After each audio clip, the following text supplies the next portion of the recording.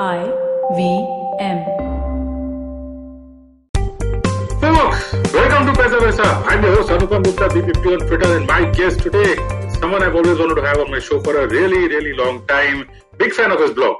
If you just check out the 80/20 Investor. Okay, the 80/20 Investor is really well written. Okay, it's on investments, and the blog itself says simple and honest insight. I have the author with me now. He's the head of research at Fundsindia. So let's get this started. Arun, welcome to the show. Thank you so much for doing this for us. Tell our listeners about something, about yourself, your background, your blog. When did you start that? What got you into the markets all the way to your role at Fundsindia? Folks, this is Arun Kumar, Head of Research at Fundsindia. Yeah, hi Anupam. Thank you so much for the generous introduction, and I'm like super excited and looking forward to a great conversation. So just to start off with, I started my career 10 years back with a wealth management firm called Wealth Advisors India. We were a South-based wealth management firm, primarily headquartered at Chennai, and we had few other branches in Bangalore and Bombay. So we were catering to clients in the range of 2 to 10 crores. So this was my first job, and I was a part of the research team where I was handling the asset allocation solutions under the PMS, which essentially meant that you had to build the asset allocation solution and then some valuation models, and then on top of it you build the right product. So that was pretty much what I was doing in my initial part of my career, and in the middle of it, in 2016 was when I kind of realized that I was fortunate enough to be at a place where I got access to some super interesting colleagues, and I also got access to a lot of fund managers, and I was reading a lot on investing. So I just thought maybe there are certain things that which I have thankfully understood because I'm inside the industry, and probably which is not yet well known outside. So I thought maybe I'll try writing it out in a blog, and if things work out, I'll continue. Luckily for me, people did find it useful, so I've continued writing till date. So this was how I started my blog. It's called the 80/20 Investor. I've been writing since 2016. So this was the initial part of my career, and then in 2018 end, our firm got bought out by another larger wealth management firm called IIFL Wealth. So this was a slightly different segment. This was predominantly the ultra HNI segment where we were handling clients of pretty much above 10 crores. And then I stayed for a year, close to a year, and post that I joined Fundsindia as their head of research. Now here again, it's a third different segment, which is predominantly less than 2 crores. Now the interesting part is that while over the last 10 years I've handled and I've seen clients across all these three different segments. The interesting part is if you really knock away the bells and whistles, you start realizing that the principles of building a good portfolio more or less kind of remains the same at its heart, be it a 50 crore portfolio or a 50,000 rupee portfolio. The principles of building a good portfolio kind of remain the same. So that's probably been one of my most important takeaways after having spent my time across three completely different segments. So right now I've joined Funds India a year back. Now in terms of what we are attempting and trying to do at Funds India, it's a pretty simple funda that we want to build a very good investment experience over the long term for all of our clients. Now if you really unpack that, I think it finally boils down to getting two things right. One is building good and the right investment portfolios for client. And the second thing, which is far more important than the first part, is actually as to how do we make them stick to that particular plan or portfolio across the long term. So if you really ask me in terms of importance, the first is probably 20% in terms of importance. The second is 80%. But unfortunately, if you really look at how our industry works, it's got the order in reverse. So we are essentially trying to do a lot of things on both these both the portfolio construction front and on the behavioral side. On in terms of building portfolios, our primary logic is we want to build it more on evidence based frameworks. So we are hardcore fans of frameworks, and we don't give too much of weightage to my individual views or the narratives which are there in the market. And in terms of behavioral side, I'll obviously talk to you about the different things that we think are probably can be a problem, and how we are trying to address and solve that. So yeah, that's pretty much about me. Cool. Arun, two things there. First, 80-20. You've called your blog the 80-20 investor. I'm guessing that you're talking about the Pareto principle.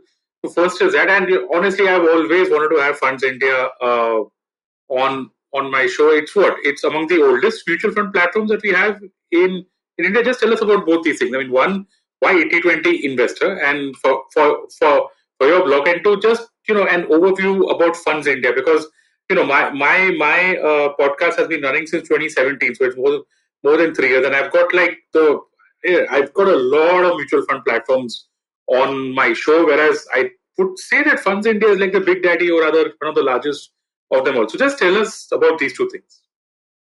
Sure. So in terms of the name of the blog, as you rightly mentioned, it was basically inspired by the Pareto principle. Basically, the idea is that for a lot of things in life, 80% of the outcome comes from 20% of the efforts, while the remaining 80% of the efforts is required to get it above 80. So the whole logic was that this 20% is simple, but the point is to figure which is the 20% is where the whole journey is. So my whole intent was to eventually try to figure out what that 20% is when it comes to investing for your own goals, and try to simplify it, and blog it out, so that I also get to listen to different viewpoints. So that was the broad idea, trying to keep things simple and to find out which is the area which can give us the maximum impact with the least effort. So that was on how the name of the blog. That was on the 80-20.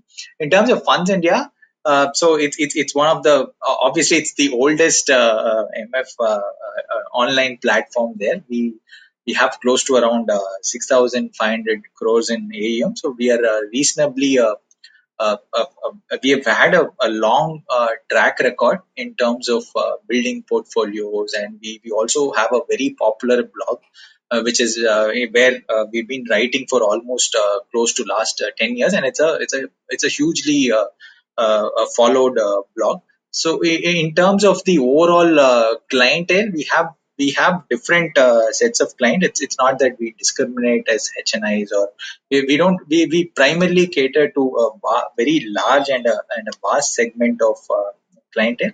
And broadly, in terms of how we are trying to build it, as I explained earlier, primarily the idea is to keep things simple, just like what my blog says. We try to keep portfolios simple. We are not into too much of activity and trying to churn a lot of funds, and in terms of which is the new one which is doing well, or which is the hot sector. We try to keep it really simple, but our focus is more and more moving towards how do we get the behavior part right, because once we crack that, most of the clients can end up having a very, very good experience over the long run. So that's how we are thinking about it at this juncture. Let's jump into that.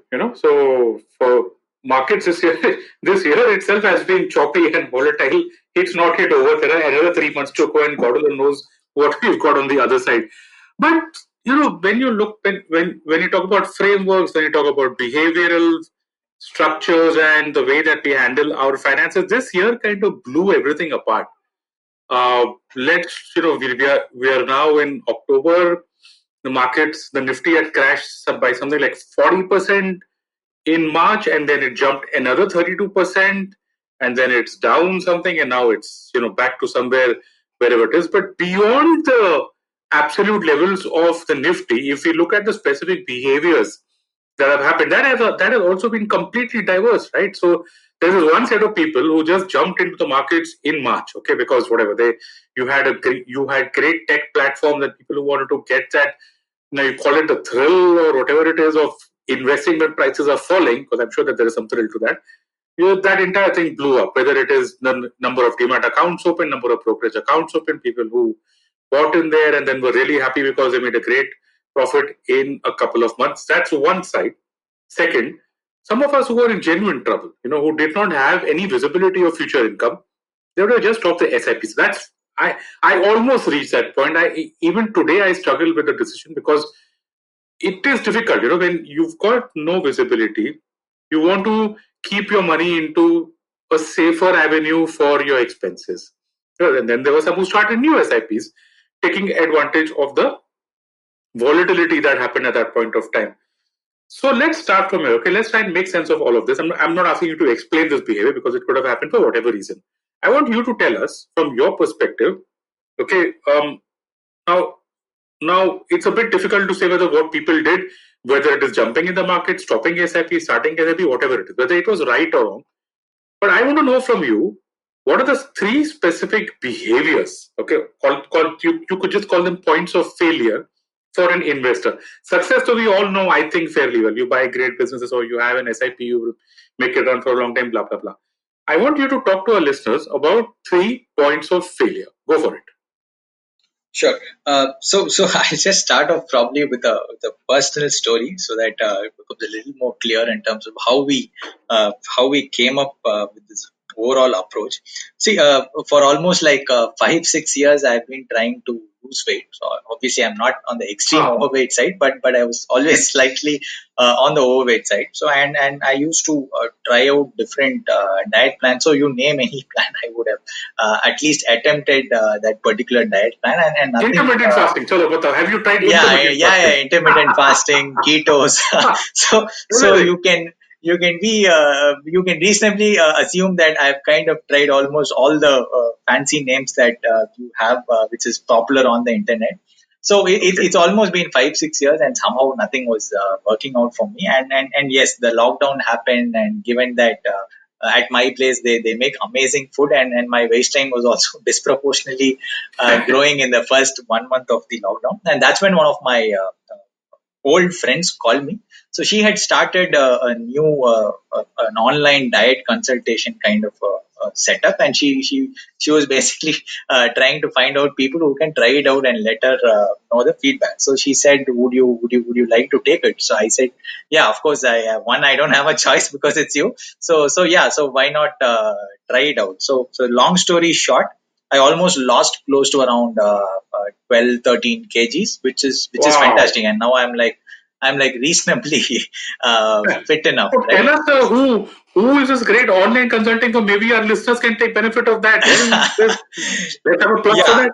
Yeah. So her name is Chan, and she runs something called the Fit Quad. So I took her. Now the interesting part is just like what the question that you asked, saying that who is this person and what's that diet.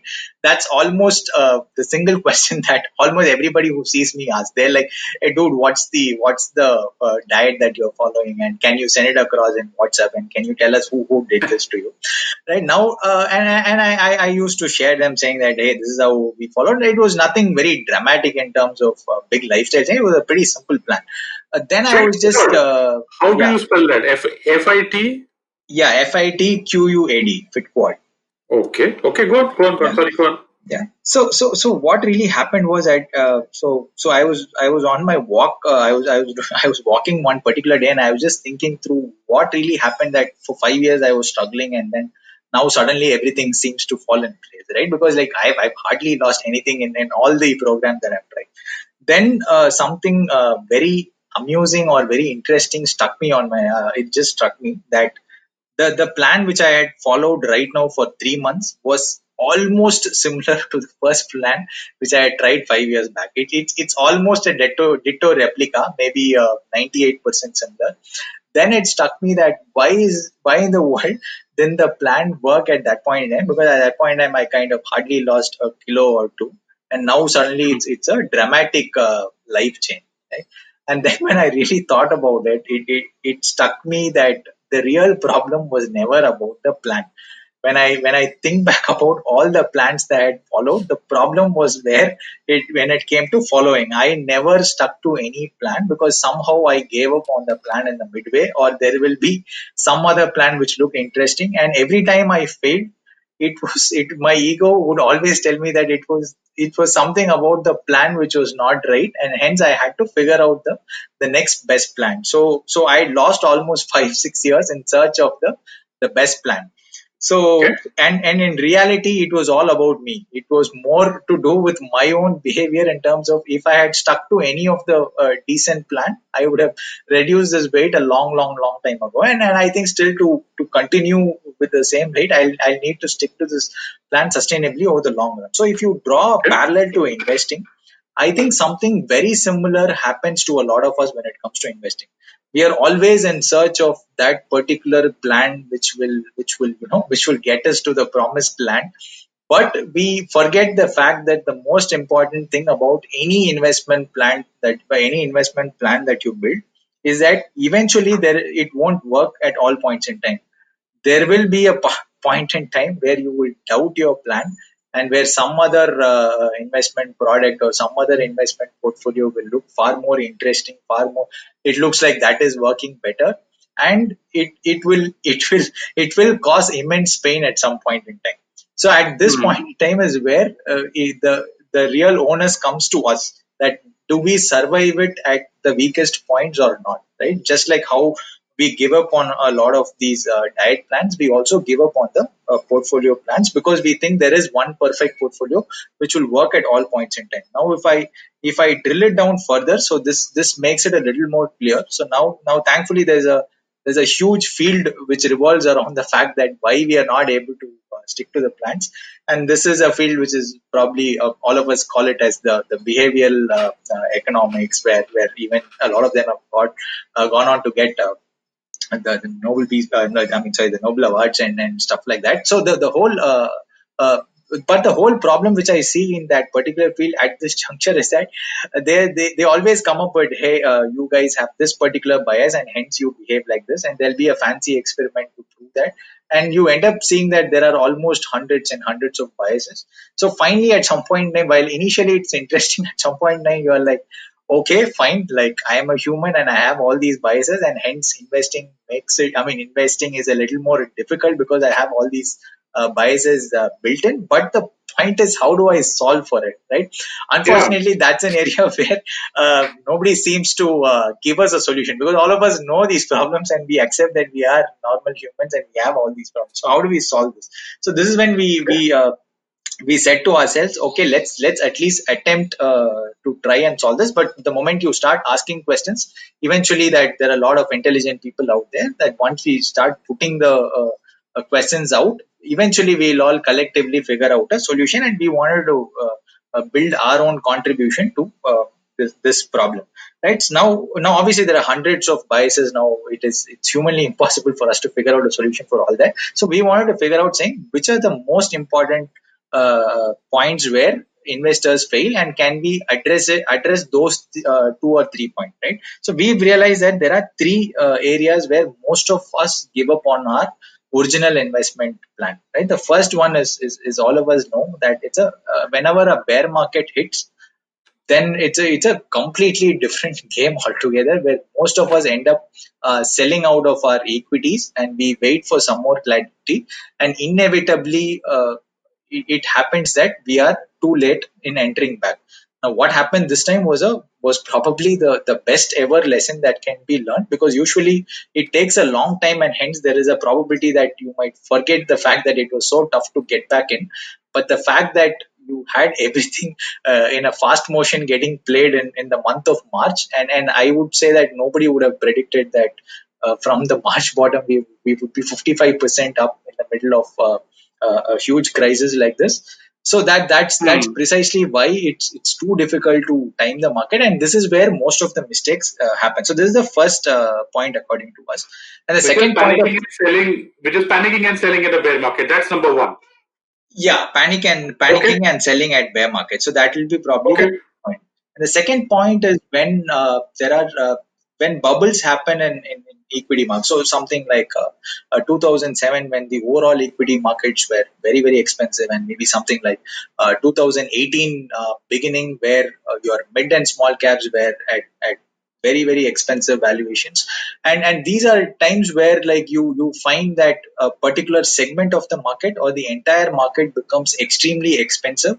And usually what happens is at that point in time, instead of reducing the risk, inevitably we end up tweaking our plans, and we start becoming more aggressive, because usually these bubbles are formed when you have unbelievably good past return. So every day that you do not invest is like you end up losing out on the returns that you get. So the second risk or second point of failure is during bubble markets, when usually we tend to overextend in terms of whichever is a part of the market which is doing extremely well. So that's the second part. And when it comes to the third point is any active fund investor, which is basically if you are investing in a fund which is managed by a fund manager, you will find that inevitably there will be periods of time where they will underperform the benchmark. We've looked at historical data for almost 20-25 years, and we have seen that there is no strategy which can always keep outperforming the benchmark perennially. So what happens is the first time we see the underperformance, we think there's something going wrong, and then we move on to the next best performing fund, which is always in the past, and then we latch on to it, and after 3, 4, 5 years we again tend to realize that, hey, this is also not doing well, let me go to the next set of funds.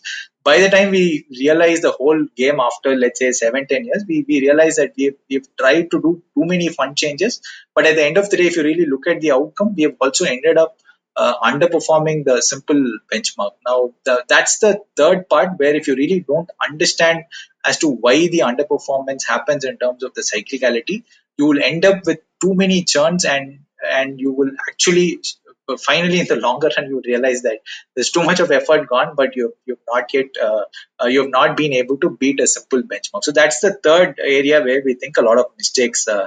So this is the three points here. Yeah, so folks, just to recap that for you: panicking and selling in a bear market, okay, taking higher risk in a bubble market, and third is selling out of funds at the first sign of underperformance, irrespective of the context. And believe me, guys, I have done all of the three. Okay, I can tell you that for a fact. Okay, I have panicked and I have sold when markets have fallen. This is like really long back.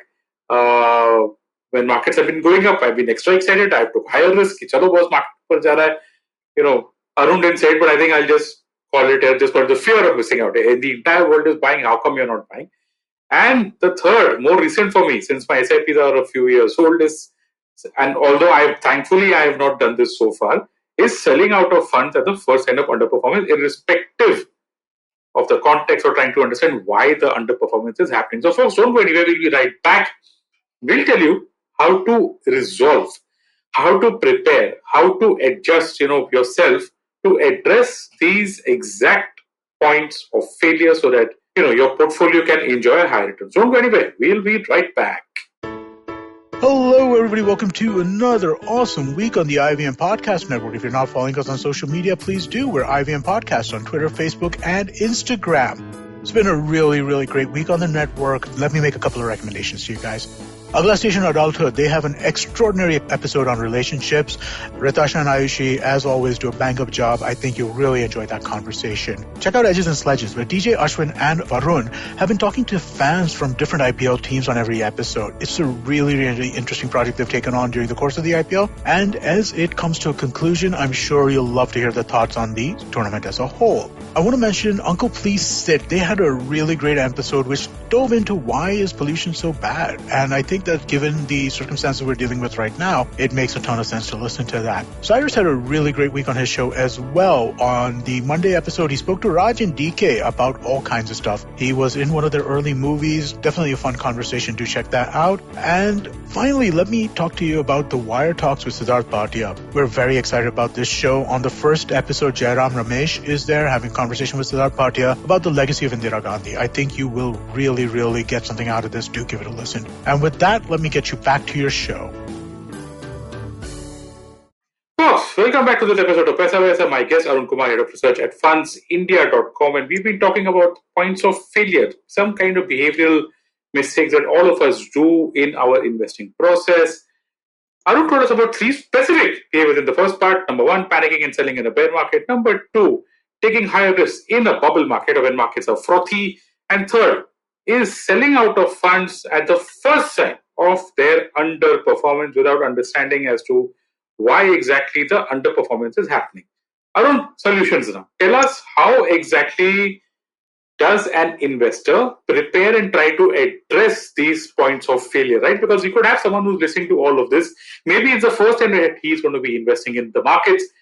How do we explain to this guy that, okay, be prepared? These are three most likely points of failure that you could experience in your investing life cycle. Tell us about that. Sure. So let me first address the most important the most important struggle, which is how do we handle a bear market. Now the good part about this is it's almost common, right? Almost everywhere, anytime you Google about a bear market, you find that almost everybody accepts the fact that bear market is difficult and you shouldn't panic out. And despite all this knowledge available free around, it's still we find it extremely difficult to handle a bear market. Now let's step back and find out as to why, despite having so much of people advising us not to panic in a bear market, why do we end up panicking, right? So if I take a step back, so let's first look at. So I've basically built a portfolio for almost like the last 10 years. Now, in terms of if I have to exit my entire equity portfolio, the amount of time it takes for me will will will be somewhere close to around 10 minutes, because that's how easy it is to open my app and then press the sell button. So if you are a little more tech savvy than I am, then probably for you it'll be less than 5 minutes. So the first context that all of us have to remember is that the amount of time it takes for us to sell out of our entire portfolio is just about 5 to 10 minutes. Okay.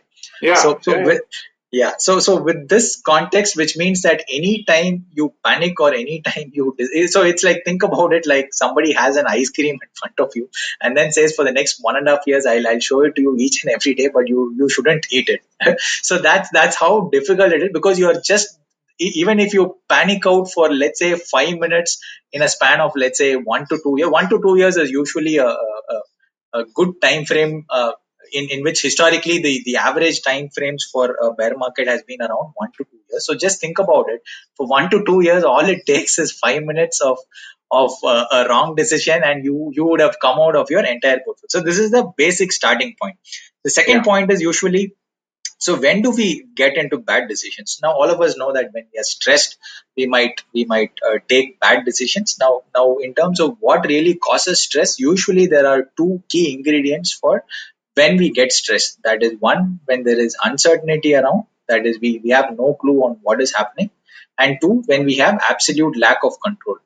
Now, unfortunately, in a bear market, both of them are probably at its peak, right? Because nobody has a clue on how the markets are going to behave, and two, there's nothing we can do about it. Like we absolutely have we have no control over it. So when these two yeah. combine, it also means that it's a super high stress scenario for most of us, unless and until you're trained.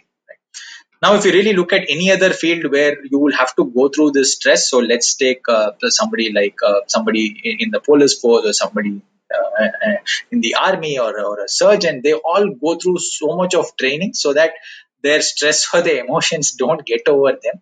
But unfortunately, this is a completely emotional sport where all of us are put straight into the ring, and we have absolutely no training in terms of how do we handle the stress, right? And obviously we tend to underestimate them. Now let's look at what are the other punches that we get during a bear market.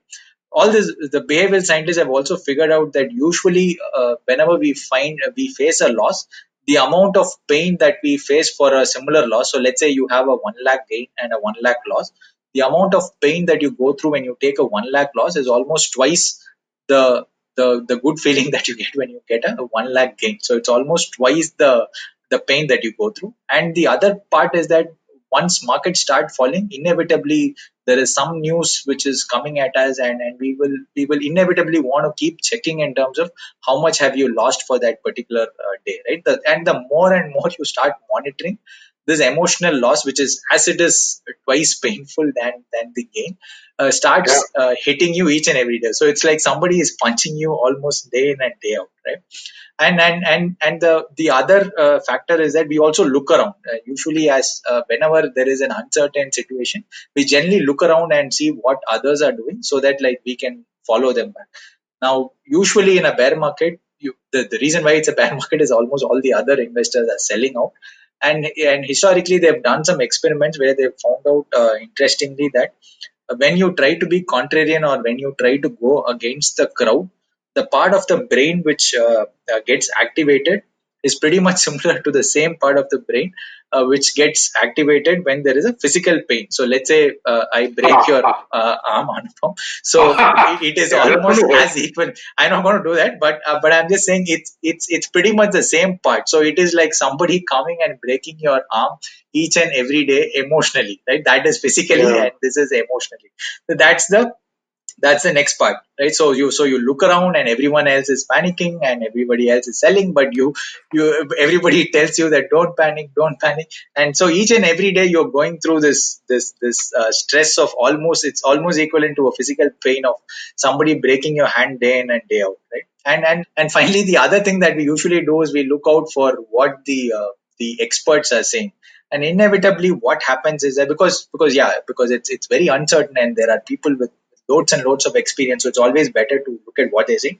And you will find that inevitably in all bear markets there'll be one or two experts who will come and who will scare who will scare you out of daylights.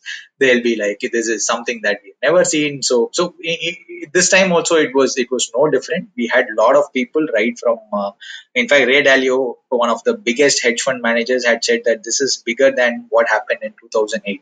And this was just let's say 5-10 days after the market had actually started to recover. So the whole, I mean, I'm just taking his own. It's not that he is obviously a legend of a different level altogether, but I'm just telling you to give a simple point that all of us, it's too difficult to exactly predict, because in essence what you're trying to do is you're trying to predict how millions of people's emotions will be and how they will react to the market, which is unbelievably difficult. And that's the reason why a lot of these guys get it wrong. Now the key thing that you shouldn't do is to trust that there is somebody out there who knows.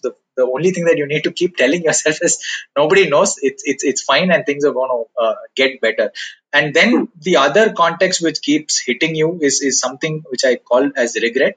In fact, there was an interesting study which they did on Olympic winners, where they found that the person who actually won the silver medal was a little more sad compared to, and while the fellow who won the bronze was a lot more happier. Now, what was happening was, for the person who won the silver, they had their other alternative was that they could have won the gold. But for the guy who actually won the bronze, the other alternative was he would have lost out on probably everything. So it's a relatively far better state. So this is what they call it as counterfactual thinking. Now, if we really put that through what really happens during a bear market, it's like, see, the first 10%, 20% is not a problem. So almost everybody is like, yeah, I'm fine with a 10%, 20% fall. But by then you would find a lot of news coming in terms of this is something which we have not seen before. You have to sell out of the market, but you resist, right? You resist the initial lure, you resist the initial. But the point is, there is something, and then it starts falling to, let's say, 25%. Then regret hits. Then you are like, had I sold at 20%, I would have been much better, right? But I didn't listen to either my advisor was wrong, or I didn't listen to myself. And then you wait, and then again it goes to 30%. So each and every day the regret keeps hitting you, that had you listened to your own self, because the entire world was shouting out to you, but you were dumb enough that you didn't listen to them, and you haven't sold. You're still there. And then when it keeps repeating day in and day out, like for a long period of time, eventually at some point in time a regret takes over, because you are like, this is completely different from what happened last time. It just keeps on going down and down. So let me right now take it out and put it as debt or cash. And then once I get some semblance of markets recovering, once the news gets better, I will get back in. Now, this is probably a ripe recipe, and this is how mostly the mistakes get done. And the other factor is that if you add the context, it's not like there is a fall in isolation, right? There's always a context to it, that you Yeah. might be looking at salary cuts. You might have there might be a job loss. Your wife might also be going through a job loss or a salary cut, and the family is worried. And this time it's a health issue. So it is just like Morgan Housel says, it's not in isolation. There is a context which when you think about it in normal times, you never get the remaining context. You think it's a 40% fall, and why do people panic? So when all these things get together, just think about it. So on one end, 5 minutes is all it takes for a wrong decision. There's immense stress, and losses are like 2x painful. And the more you monitor your portfolio, the more the pain. And then there's like everybody around you, you are resisting them, which is almost as equivalent to emotionally painful as breaking your hand. And then there are some experts who are scaring you, saying that this is something that they've never seen before, and you need to come out and then evaluate the whole market later on. And then there's the regret, which inevitably follows as and when the market keeps falling. And then the final context of what happens to your own family and your own job. And all this happens for an extended period of time. So it's inevitable that anybody, it's not that I am immune to all this. So I will also go through it. You will also go through it. I think all of our viewers will go through it. And eventually we utter the word that I will move out now and enter later. Right? At that point in time, it looks simple. But the reality is that what happens during a bear market, as to why it is difficult to get in, is that there are a lot of false rallies. So if you really look at 2008 fall, there was a fall of somewhere close to 60%. But if you look what happened inside the fall, you will find that there were three times when the market was up more than 20%. So each and every time it went 20%, you would have got confused the first time that is this the recovery rally? But the news was bad, and hence you would say this is a false rally. And first time it would have come right. The second time again it would have come right, and the third time it would have come right. And so you are mentally you are saying that okay, the news is bad, there will be false rallies, and I'm not going to participate. And then the fourth time the real rally happens, the news is bad, and then you think it will go up 20% and it will again come down. But the real risk in 2008 was that in the first 3 months, the rally was almost close to 80%. So if you are out of it, you are pretty much, you've missed the whole thing. And similarly, like what happened in this particular March market as well, like we've almost rallied 50%. And I still know a lot of my friends who are still waiting to get it. Now, I have no clue whether markets will go down or go up. But the whole point that I want to re-emphasize is that it is extremely, extremely difficult, both emotionally and however intelligent you are, to time as to when to exactly get in is very, very difficult. So this is something that we all need to first accept, that however intelligent we are, this is going to be very, very difficult. So let's not underestimate the fact that when bear market comes, I will be okay because I have read a lot about it. So that's the first point. Now the second point is as to how do we solve for this, right? Yeah. Yeah. So the first thing that we don't want to do is, so essentially we can move out of the markets in two ways. One is we get financially knocked out, and two is we get emotionally knocked out. Financially knocked out is basically that there's something for which you need the money, but you had not planned for it, or you had put the entire amount in equities, and hence you are forced to sell out of your equity in order to fund the near-term requirement. So we would always advise that it is better to have an emergency fund. A lot of them have realized that it's always safer to keep at least 1 year of bare minimal expenses, so that worst case something goes wrong with your job, or there is some other emergency requirements that comes, you don't need to sell out of your original plan. So that's one. And then also the next simple advice would be, whatever is coming up in the next 5 years, do not try to play equities in that 5 year money, right? Because that might be for something that you need for 5 years, and you never know. All it took was 1 or 2 months for a 40% fall. So you might say, I still have 3 years, and what if at the end of 3 years there's a 30-40% fall, right? So anything less than 5 years, do not get into equities, and always keep an emergency fund. So the first part of financially getting knocked out is at least solved. Now coming to the second part is how do I make sure that I don't emotionally get knocked That's out. a tough one. Yeah, that's a tough one because it's emotions, right, which drive our decisions. Yeah.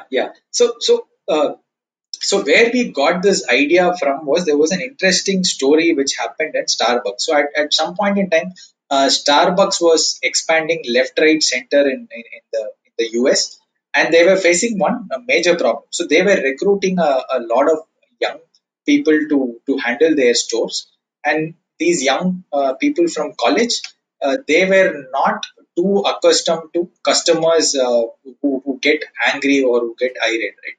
So sometimes they would uh, uh, they would show their anger at them, and in retaliation, they were not able to control their emotions, and they would also blurt out something. So Starbucks realized that this is a huge problem because they are a firm which is known for customer experience. So how do we solve this in the training? Because it's at the heat of the moment, right? So whatever I train them, they might lose their temper. So what they did was they did a simple strategy called if then. They did some frameworks on how to do it, but broadly the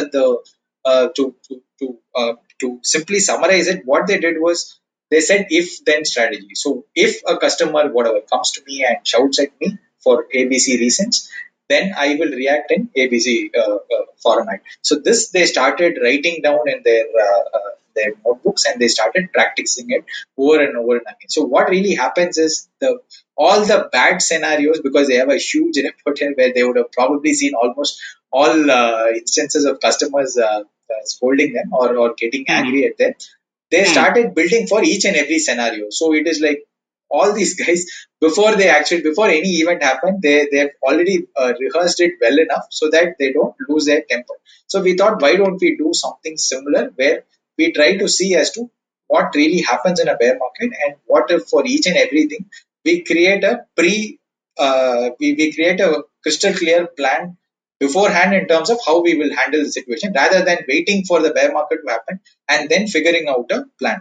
Okay? So the Okay. first thing that we realized was one of the most difficult things in a bear market is that when do we decide, right? Because each and every day there is some news coming. So which means each and every day, if I have to decide, then there is a very high likelihood of failure, because which means that at some point in time I might make the wrong decision. So the first rule that we set to ourselves was we need to cut down the number of decisions that we take. So which means I Okay. need to know at what point in time I will take my decision. So we said to ourselves we will take decisions only in 5 points. So irrespective of whichever is the bear market, our decision making points will be at a 10% fall, 20% fall, 30% fall, 40, 50. Yeah, simple. So because otherwise each and every day I'm fighting for what decision to make, right? Correct.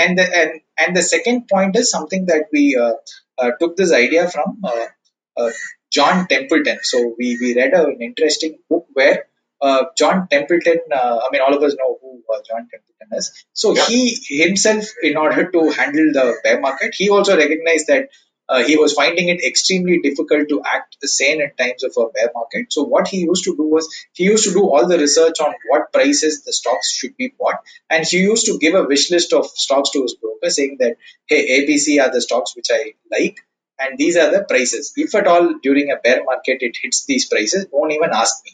I might panic at that point, and you just go, I shut, you go buy for this particular amount. So he pre-planned and he outsourced the whole thing to his broker, so that without him knowing, during the bear market, all his stocks would be automatically bought. So we wanted to do something similar. So what we did was we said, let's demarcate a small portion of your portfolio as a bear market opportunity portfolio. So the whole point doesn't happen in the middle of a bear market. So let's say it's a normal market last year. We would start talking right now. So let's say Anupam, you have a portfolio of 100 rupees, and 50 Hmm. rupees is in equity, and let's say another Yeah. 50 rupees is in debt. You might say, let's demarcate 20 rupees as a bear market opportunity. Now, the levels might be different. You might say, somebody might say, let me demarcate 30 rupees, but nevertheless, I'll just give the whole context of it. So let's say, Anupam, you agree that, okay, I agree that in a bear market, there will be an opportunity. So let me take 20 rupees as a bear market opportunity fund. Now, the next question is now, how do I deploy this 20 rupees? Because each and every day market is falling, or some days it's up, some days it's down. When do I get to deploy it? So that's when we said, at a 20% fall, you will deploy 20% of that 20 rupees. So let's say out of 20 rupees, the first $4 will go at a level where there is a 20% fall for the overall equity market. So that you can simplify it by using some Sensex levels from the previous peak, so that it's a lot easier for us to communicate and a lot easier for you to track. And then at 30%, we will put 30% of your demarcated money, and at 40%, you will put 40% of your demarcated money, and at 50%, we'll put 10%. Now you can tweak around these levels, but the broad idea is that you don't need to think in the middle of the bear market.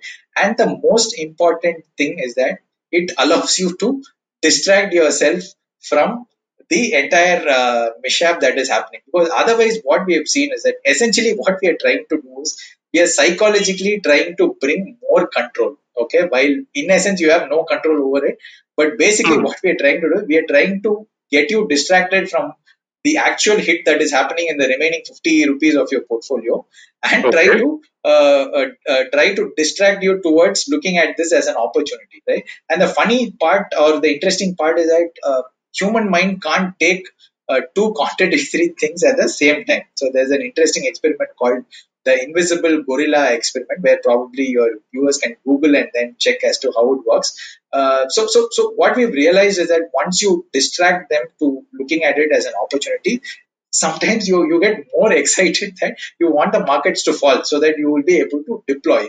So while you might say it doesn't make any logical sense because your 50 rupees is going down while you're only handling at 20 rupees or 30 rupees as an opportunity, but we have found that this makes it a lot more emotionally palatable, and it makes it is more like gamifying the whole bear market experience.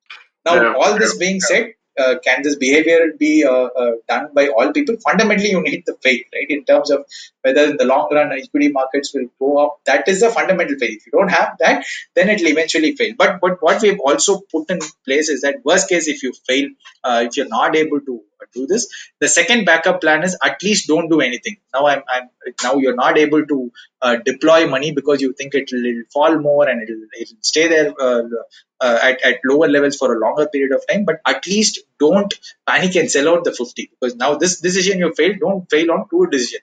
Now there's a small guilt built because I failed on my first decision, so at least let's not fail on my second decision. And worst case, if you're not able to resist the second one as well and you want to sell out a portfolio, then we say at least as an alternative, you can look at a category of fund called the dynamic asset allocation funds, where the funds automatically adjust the equity allocation. While it's not a great solution for in this particular context, but this is much better than completely getting into debt. So that's how we build layers of behavioral solutions. And ideal case is the first one works. If that doesn't work, there's the second one.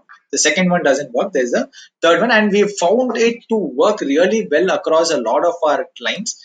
And so I would say that while obviously any behavioral solution, we will need to test it out with a larger audience, but it really worked across a lot of our clients. So I think it's a fairly decent starting point for anybody trying to address a bear market. And the most important point is this whole plan has to be a part of your entire review process. So let's say you get your portfolio reviewed every 6 months. You need to, when things are good, you need to put this plan in and then start debating, saying that if it falls 20%, what should I do? And sometimes it also gives the realization that, oh, okay, markets can fall 20%. I said, okay, that means like I will have a fall. And if you convert that into an amount, for a lot of clients, it might be like, hey, this is not acceptable, right? Then it means that you need to go back and revisit the risk. So this is a conversation which makes a bear market a lot more, at least a slightly more easier to, not easier, but at least less difficult to handle. But the whole point is we all need to start discussing about bear markets like it is definitely going to happen at some point.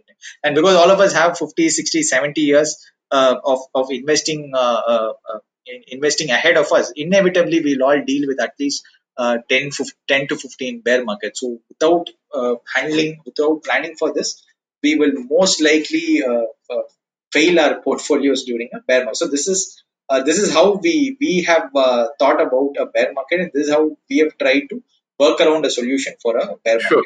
So Arun, you've so far we've spoken about two. Just help me here, because we've covered a lot lot of distance here so far. Let's just kind of give this a pause right now and just recap this for our viewers. So the first point that you made was that accept that that there is a vast body of knowledge out there that you don't know, and so that helps you to handle regret. Okay, regret is a very powerful emotion from whatever you spoke, right? So first would be accepting that, and second is prepare for a bear market. Am I right in that? I mean, would you summarize our journey so far in these two steps? Or say that would be perfect. Regret is obviously there are a lot of other emotions, but I think regret will be the key emotion. And and you need to prepare for a bear market much ahead of time during good times. Yeah, regret is tough, man. And you made a great comparison out there of hitting someone physically and that being the equivalent of actually taking a loss on your portfolio. What else is there? I'm just trying to. So, is there? How else can we prepare for the mistakes that we spoke about at the first part of this episode? Sure. Yeah. So the second part is, now that we have covered or the bear market, the second part where we wanted to address was the bubble market, right? So at some point in time, either the equity market in whole becomes a lot more expensive, or there'll be segments which get expensive. Right. So the way to address that would be to build you need to have some way in which you can measure valuation. So all of us can build our own valuation models, or you can also outsource it to somebody, right? So we internally we use a valuation model. Now, what I've realized running several valuation models over the last 10 years is that valuation models are not timing tools. So the way you have to think about a bubble market is that let's say somebody is overspeeding on a highway. So let's say the normal speed should be around 80 kilometers per hour, and you are suddenly gone to 150 kilometers per hour. Now you cannot. So let's say the model says that, hey, you are overspeeding, right? Now that model can't tell saying that Anupam, you will definitely meet with an accident in the next 2 minutes, because overspeeding only means that the risk is high. Now, when the risk will materialize into an accident will depend on an external stimuli. So there might be some cow crossing the road, or there might be a dent in the road, or anything. There might be some other crazy guy who's cutting you from left without proper indication. You always need an external trigger for the actual fall to happen. So when you're building valuation models, the key thing to remember is that while the valuation models might tell that, so let's say in 2007, most of the valuation models would have indicated by 2006 end that the markets were expensive. But in 2007, the markets again went up 45%. Right now, the whole point is we all assume that it's a given that in 2008 it had to be a 60% fall. But if you really think about it, it could have happened in 2009. It could have happened in 2010. That was one version of history which actually played out. There could have been 100 versions of history which could have actually played out. So when you're building a valuation model and trying to address a bubble, the first thing you need to tell yourself is that whatever be the model, whoever says I have a sophisticated algorithm, it will not be able to precisely time the market. All it will do is it will reduce it. So we are very, very careful when it comes to moving out of the market, because usually the odds are against your side, because 7 out of 10 times the markets are always directionally up in the longer run. So if I'm moving out of my market, I need to be extremely careful. So what we internally use a model called we call it the Fevicol model, where F stands for we try to evaluate flows, and E stands for we try to evaluate earnings, and V is for valuation. We do different parameters of valuations, and I is for interest rates, and C for where are we in the cycle. We look at the credit growth. We look at capacity utilization broadly to understand where we are in the cycle. And O is we also are humble enough to accept that we don't have everything figured out. There are a lot of these BAF and other intelligent fund managers also doing their own models. So we look at other BAF models to find out if there is anything contradictory to what our models are predicting. And the final thing, L is for last few months return, which is basically we're trying to also capture momentum. So overall, we try to put this in context, and if we think it has gone to a very extreme level, we might ask our investors to slightly reduce their equity allocation. But again, let's say the same case of 50 rupees in equity and 50 rupees in debt, we might never want to make it zero, because that is like you're assuming that you kind of know everything. We will always build a humility layer where we will never want to go below 50% of your original allocation, which is out of 50 rupees, we'll never want to take it to less than 25. And even till 25, we would take it in two steps, and we would take it via the balance advantage products. And there again, we have realized that, especially in the last leg of a bubble, the rally is huge, right? So sometimes if you're a lot ahead and giving the calls, by the time the whole call plays out, your clients mostly give up on you because the market is still rallying and you've given up. So Okay. there's an interesting note which was published by a JP Morgan analyst called Michael Sembalast, right? Okay. It's called the note is called Armageddonists. Right? So Okay. what he essentially did was from 2010 to 2020, he looked at Ah, all the US major expert commentators who had asked people to move out of the markets. And he found out that almost like all of them had been calling out for a bear market right from 2010. So each and every year he did an analysis where had you listened to that particular person and moved out of the market into a fund market, where were you wow. at the end of 2020? So then he realized that if you had followed them, the market has to crack another 50-60% to go back to the Ah, original level. So it's oh, so wow. painful, Okay. and especially after what happened in US in the last 10 years, where all the Mhm. big guys have got it wrong.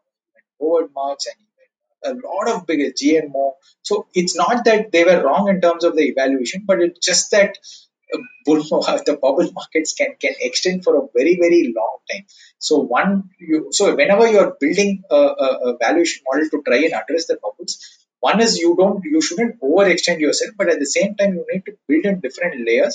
So where we try to address it by using the BAF model, so that like we are not completely out of the markets in a big way, and we try to use a little bit of uh, momentum is something that we found which works really well, especially in the last leg of the bubble market, and also it is able to come out of the market before it after it cracks in a reasonably quick time. So unfortunately, we don't have too much of momentum models available in India, but there are one or two mutual fund houses which do it. But yeah, my sense is eventually we'll get a lot more options there. But that can be that's how we try to address the overall but this is like super difficult. This is far more difficult in my personal view than a bear market, right? And otherwise you will get other signals, like there'll be a huge craze for that particular segment. There'll be a lot of products getting launched, and almost everybody will be like talking about that product. So I'm not saying it's a particular bubble. So suddenly you might see almost everybody is talking about global markets. Almost every brokerage firm is suddenly launching US access. Now the US was as attractive 5 years back, right? But suddenly you find that even we as Indians are more interested in buying US stocks.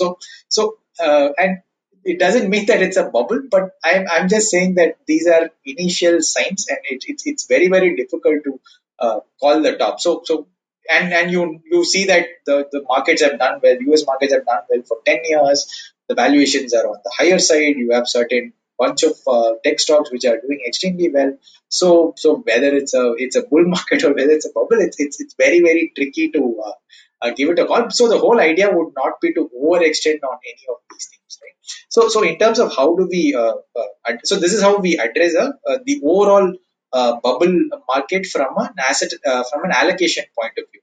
Now coming Okay. to uh, the next part, which is like uh, how do we address funds which underperform at some point in time, and we move out at the wrong time and we get into some other funds which are performing, right? So what we've realized is we did an interesting study where we took all funds, all possible diversified funds, and we looked at it from 2005 in terms of the 3 year outperformance vis-a-vis their original benchmark. So if the outperformance is positive, then it will be green. If the outperformance is negative, it will be in red.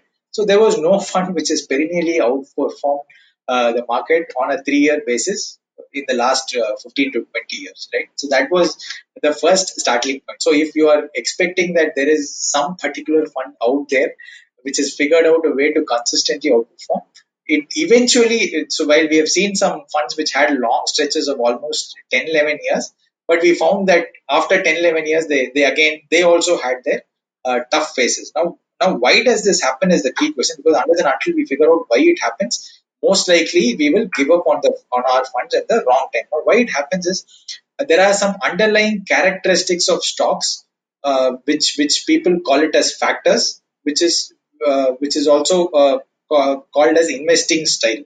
So certain so just like how Dravid cannot play like a Sehwag and Sehwag cannot play like Dravid, fund managers have their inherent styles. So some people will always want to buy contrarian, they will want to buy the cheaper end of the market, and some people will always want to buy quality irrespective of the valuations. And there are different styles which work. And there will be a mid and small cap fund manager who will always buy mid and small caps. There will be a global fund manager who will always be invested in global stocks. And there's another style which is called GAR, or growth at reasonable price, where they try to kind of come to a balance between the quality and the value style of investment. Now, what we've realized is that at all points in time, there will be some of these styles which do well when the narrative is in their favor. So currently, if you look at it, the narrative is in favor of global investing. The narrative is in favor of quality investing.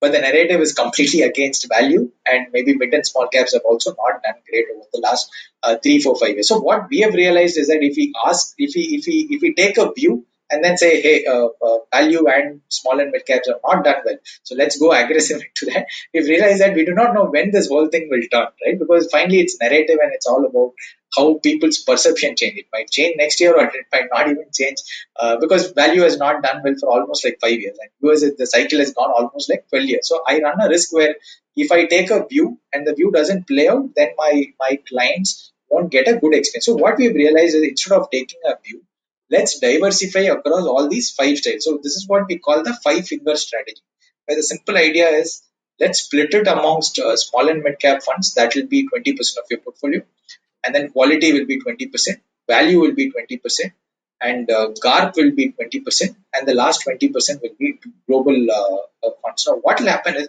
there'll be extremely low overlap across these funds. And what we've realized, we've tested this across a 15-year period. What this kind of construct helps you to buy underperformance, but not to a very overextended level. Because right now, let's say I construct the 5-finger strategy, I will buy underperformance in terms of mid and small caps. I will buy underperformance in terms of value. I will buy already existing past performance in terms of global, and I'll buy past performance in terms of quality. So when we did the back test, what we realized was that at each and every year, one of these 3 styles comes to the top and the other 2 gets penalized, and each and every year it keeps rotating. So what happens is that over a long period of time, the falls are far lower than even a large cap index or a large cap fund. And over a 5-year, 6-year, 7-year period of time, this kind of a strategy gives you a reasonably good outperformance over the underlying benchmark, simply because of the reason that you are combining 5 different styles, and these 5 different styles have been proven to work across long periods of time. So all you're betting is that these styles will work across long periods of time.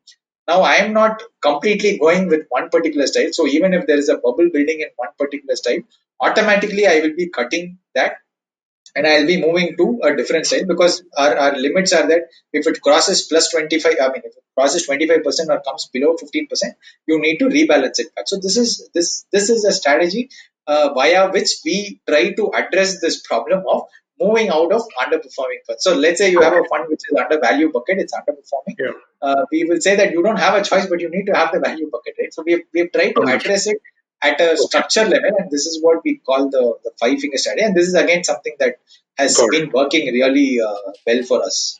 That's essentially how we are trying to solve for the behavioral aspects. So great. So we've really so first was, like you said, recognize regret. Second was have an emergency fund, and third was have a framework for choosing your mutual fund. So Arun, just wrapping this entire episode up, because it's gone on for almost an hour, because maybe we could have easily unpacked a lot of this into separate episodes, but I'm going to let this play out as an entire episode because there's so much to learn for all our listeners out there. Where do we get to, if you want to mull over this philosophy, if you want to know more about this philosophy, where can we read about this or know more about this? I mean, do you write about this at 8020 Investor, or is this there on your fundsindia.com blog? the bear market part of it, we have, I would have written both in my Fundsindia blog as well as my 80/20 investor blog. So you would have seen this is a thought process which has evolved probably over the last 3 years. So you will find a lot of evolution on how this whole thing has come across the last 3 years. But especially if you start reading our blogs and Fundsindia right from the time of COVID hitting us, you will exactly see how we were thinking through the entire crisis phase. In fact, ironically, we wrote a post exactly on March, I think, on the day when the market recovered, saying that how a maths teacher would help you invest right now and then make money, something on those lines. It was not that we got the timing right or we had any prediction powers, but you can check the article and you will find as to how we think through it. So I think that's the only part which we can replicate now. Now, as to what will happen, we do not know. So as I told you, we are more driven towards these frameworks, and we communicate it either mostly it will come out in our Fundsindia blog. And the 5-finger strategy is we have been doing a lot of internal presentation to our clients, but eventually soon enough we will be writing about all these frameworks in our blog. So I would request all your viewers to probably check out our blog at Fundsindia. Got it. Fantastic, folks. So all your questions answered out there. I was just going to. I personally was thinking about what to do about underperforming SIPs, but I think Arun's, his entire framework of picking and choosing the funds based on themes, I think that kind of answers that. So, folks, that is a wrap on this really special episode, really long episode of Paisa Vaisa. My guest, Arun Kumar, Head of Research at Fundsindia. Arun, thank you so much for doing this for our listeners. Thanks, Anupam. Thank you so much for inviting. Sure. And listeners, if you like this podcast, don't forget to check out other interesting podcasts on the IVM network. You can listen to us on the IVM Podcast app or ivmpodcast.com. You can also follow us on our social media. We are IVM Podcast on Twitter and Instagram. If you want to reach out to me, I am B50 on Twitter. And thank you so much for listening to Paisa Vaisa. No material on this show should be considered as financial advice. The material on this show is for informational purposes only. Please consult a financial advisor before taking any investment decision. Namaskar, dear Bandhu. My name is Ashish Vidyarthi. These are truly challenging times, and in these times, we need hope. Do take time to listen to my podcast, Begin the Journey. Available on IVM Podcasts, website, app, or wherever you listen to podcasts. Remember, there is hope because there's one life and we are alive. Whether you're an established sports person or a budding one or simply a sports enthusiast, join us, Tanvi and Shlok. We are two passionate pro badminton players talking policy, mindset and everything sport. So tune in to The Millennial Athlete every Monday. Only on the IVM Podcast Network. Trust us, it's gonna be lit.